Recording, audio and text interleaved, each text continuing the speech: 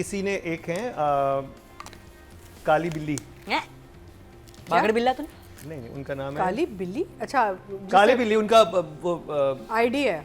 ID नहीं है, मतलब वो रिव्यू लिखते हैं काले बिल्ली, ब्लैक कैट के उर्दू में काली बिल्ली होगा, हैंडल है उनका हैंडल। तो उन्होंने कहा कि ड्रामा सीरियल दस्तक, जैसा कि मैंने कल इस ड्रामे के ब्लंडर्स पे पोस्ट करते हुए किस्त नंबर 17 से एक दो डायलॉग्स के कट कर देने पर पोस्ट की थी, आज किस्त नंबर 18 की बारी है।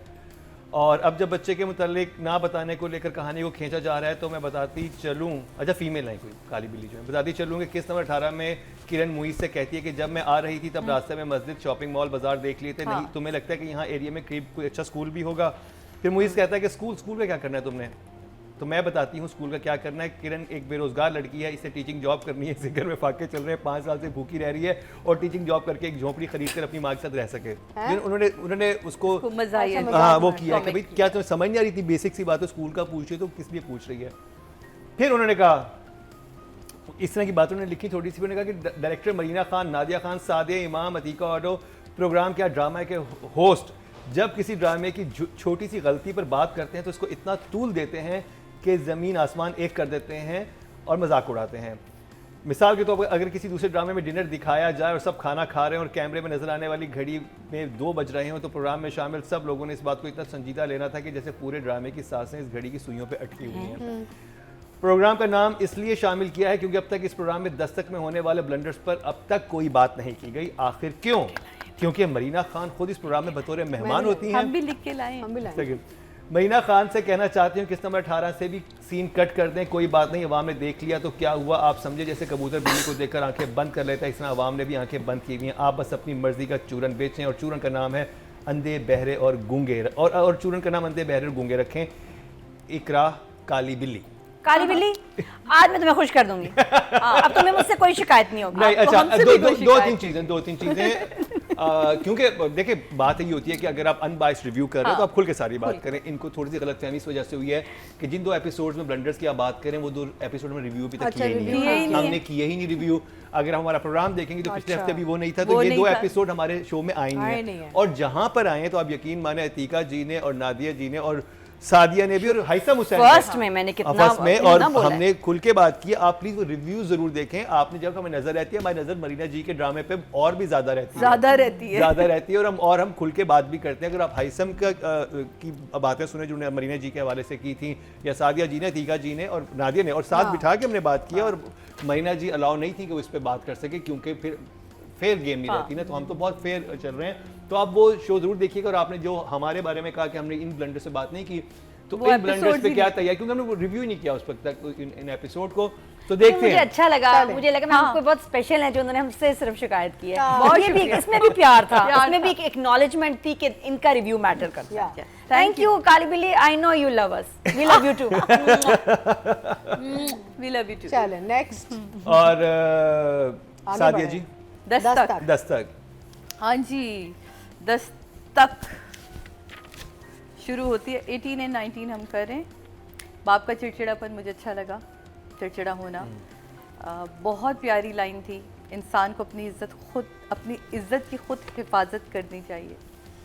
ओवरऑल ड्रामा जब आप देख रहे होते हैं तो बिल्डअप बड़ा अच्छा सीनों का दिया, आहिस्ता आहिस्ता करके माँ का बाप से दूर होना और मेंशन करवाना, तकिए को उठा के ले जाना, कहाँ जा रही हो, जहाँ ये जुमला पलट के बोलती है कि सिर्फ औरत ही क्यों मर्द की इज्जत की हिफाजत करे।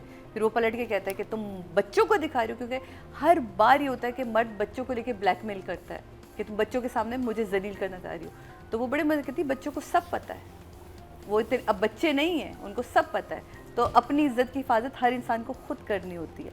बहुत ही खूबसूरत फरियाल और सास के साथ जो सीन हुआ जब वो आती है और उसे पता चलता है कि बच्चा नहीं हो सकता, वो बड़ा अच्छा सीन था। निकल जाए इस कमरे से, वो कहती मैं तो तुमसे अफसोस करने आई थी और तुम्हें मशवरा देने आई थी कि मेरे साथ भी कॉम्प्लिकेशंस हुई थी, लेकिन ये तो एक मौजज़ा के तौर। वो बड़ा प्यारा सीन, बहुत ही अच्छी मुमना ने एक्टिंग करी उसमें, जब वो गले लगती है माँ के, और सपाट चेहरा अस्मा जी का, क्योंकि उनकी प्लानिंग अलग चल रही है, तो वो बहुत ही अच्छा लगा।